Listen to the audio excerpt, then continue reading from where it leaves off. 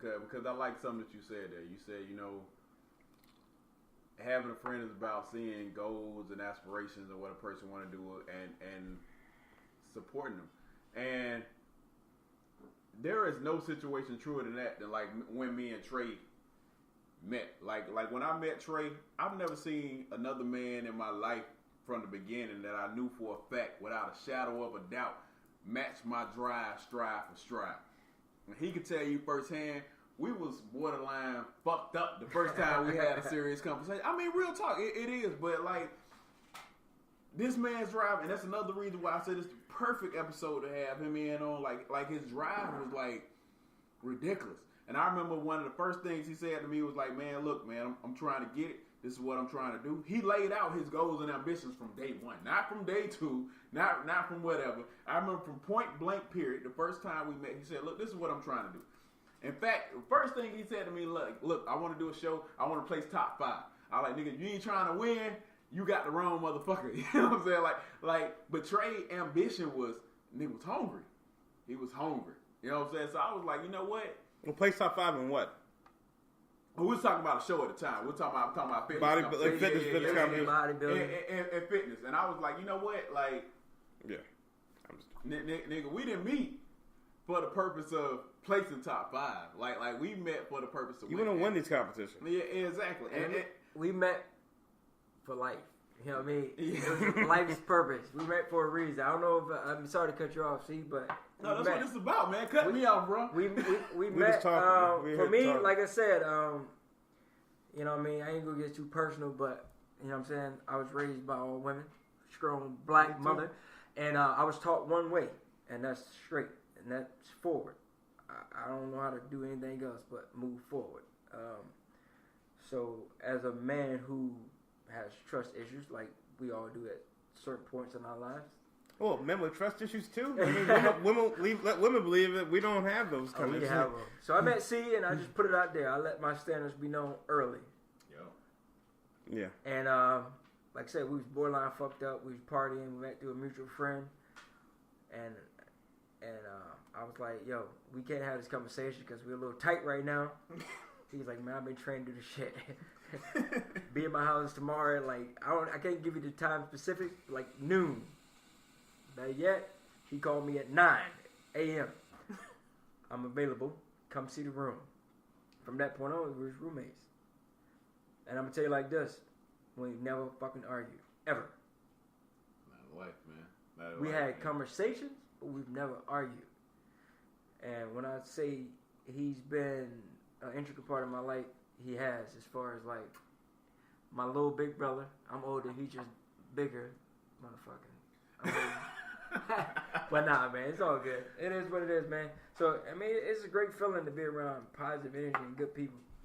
And you know, man, that's why I say it's perfect for this episode and loyalty, man. Because like, especially at that point, I mean, on some super real shit. Because I am gonna get deep and personal. Like, I didn't know shit about Trae. Trae didn't know shit about me.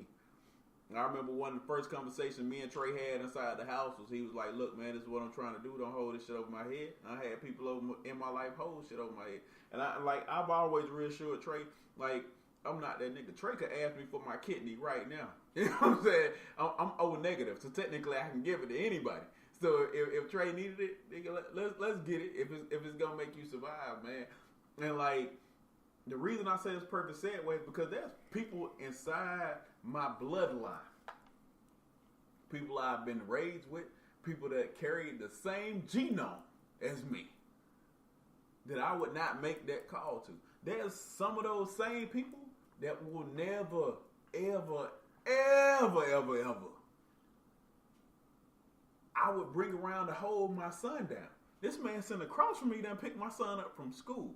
This man across from me done babysat my son. And everybody that know me know I don't go harder for anybody else drawing breath on God's green earth than my son. So for me to bring him in around my son and what I was going through, because I was going through hellified shit at the time. Trae didn't know this at the time, but all he knew was I was gone a lot. I was running around with work a lot. I was getting ready to go to Afghanistan. I was doing a lot. Trae was always like, what do you need? And he always held me down. And it was the same way with you. Like, anytime I needed you, and there's been many prime examples where, like, I got into it. You hit me up and you was like, do I need to go get a dentist?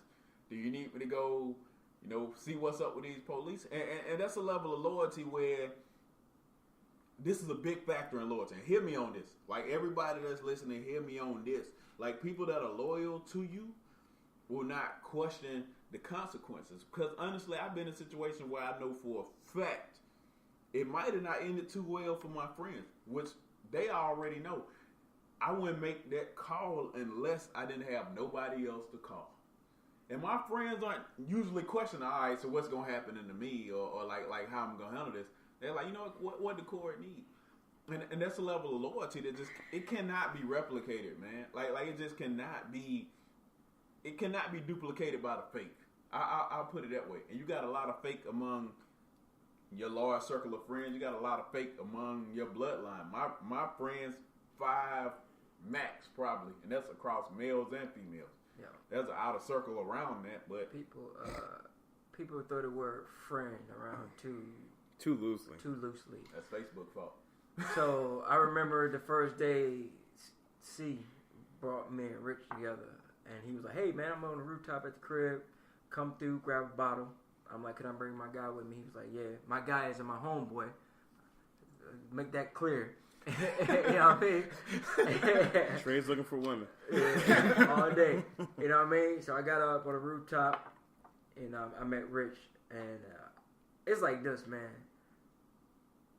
Corey's people's my people's. Ain't no ifs, ain't no ands, ain't no buts. If Corey said they good, they good. Period. And if they fuck up, I ain't gonna fix it. Corey gonna fix it. But Rich, my other little big brother, you know what I'm saying? It just, day one, it felt good, man. I mean, it's good, but I'm just happy to be around good people and share my testimony. And I do believe loyalty has an expiration date. I believe in giving second chances. I don't really do thirds.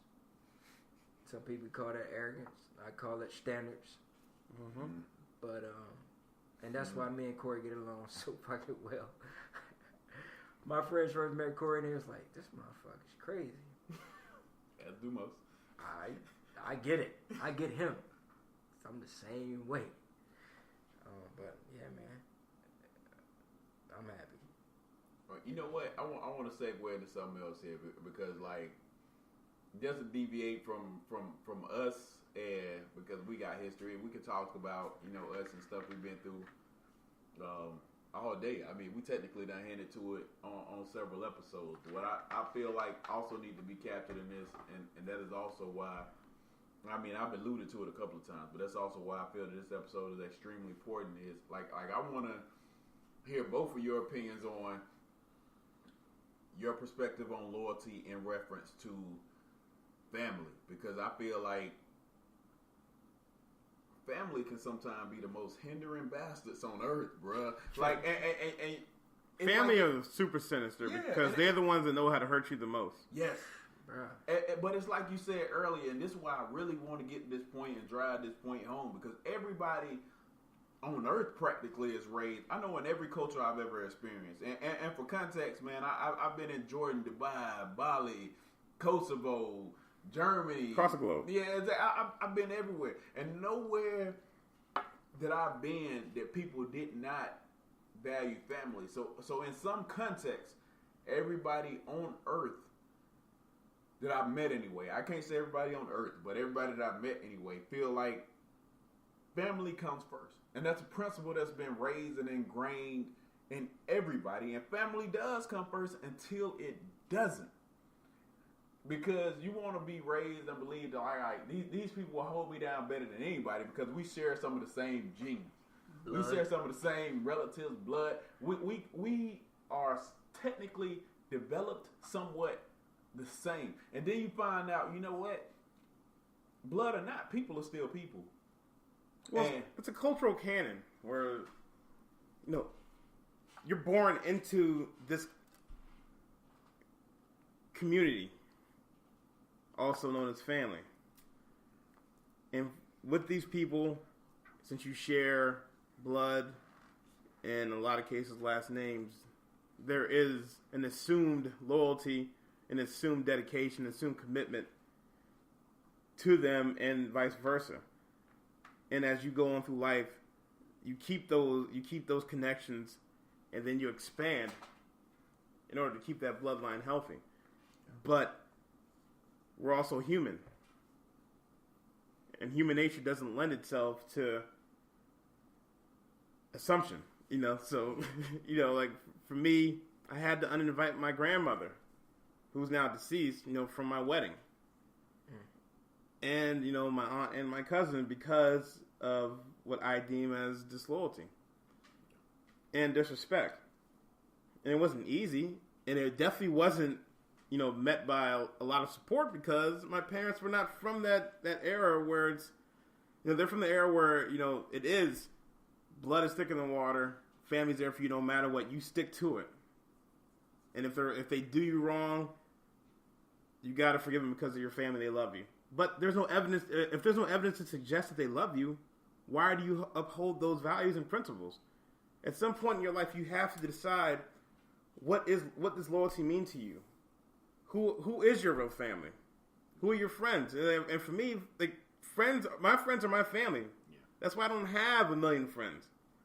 So I don't have a million people that I can confide in, because I'm personally incapable of expending that kind of energy on someone else who I don't believe wants to see me, win at the end. And uninviting your grandmother from your wedding is not easy. It's painful. Yeah. This is a woman that when my parents are at work, I'm over there with her.